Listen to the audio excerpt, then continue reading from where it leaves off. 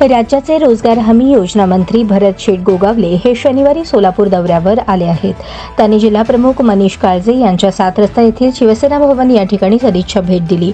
या ठिकाणी शिवसेनेच्या प्रवक्त्या ज्योती वाघमारे यांच्यासह राज्याचे माजी सहकार मंत्री आमदार सुभाष बापू देशमुख यांनी आवर्जून उपस्थिती लावली।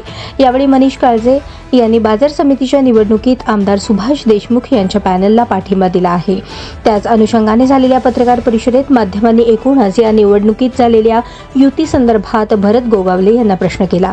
ते म्हणाले, का झाली, कशी झाली युती त्यांचे नेते विचारतील, परंतु आम्हाला बापूंच्या संदर्भात योग्य वाटलं म्हणून काळजे यांनी बापूंना सहकार्य करायचं ठरवलं। आमची नैसर्गिक युती असून युतीचा धर्म आम्ही पाळणार असे सांगितले।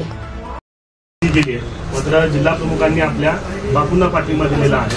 आपण या सोलापूर कृषी उत्पन्न बाजार समितीच्या निवडणुकांकडे कशा पद्धतीने जी युती झाली आबाजून होती काँग्रेस आणि भाजपची त्याच्याकडे कशा पद्धतीने का झाले काय नाही ते त्यांचे नेते विचारतील, ते सांगतील, परंतु आम्हाला योग्य वाटलं बापूंच्या संदर्भात आम्ही सांगितलं। आमच्या निकाळजी आणि सगळ्या सहकार्याने बापूंना सहकार्य करायचं ठरवलं आणि आमची नैसर्गिक युती आहे भारतीय जनता पार्टी आणि आम्ही आमचा धर्म पाळतो।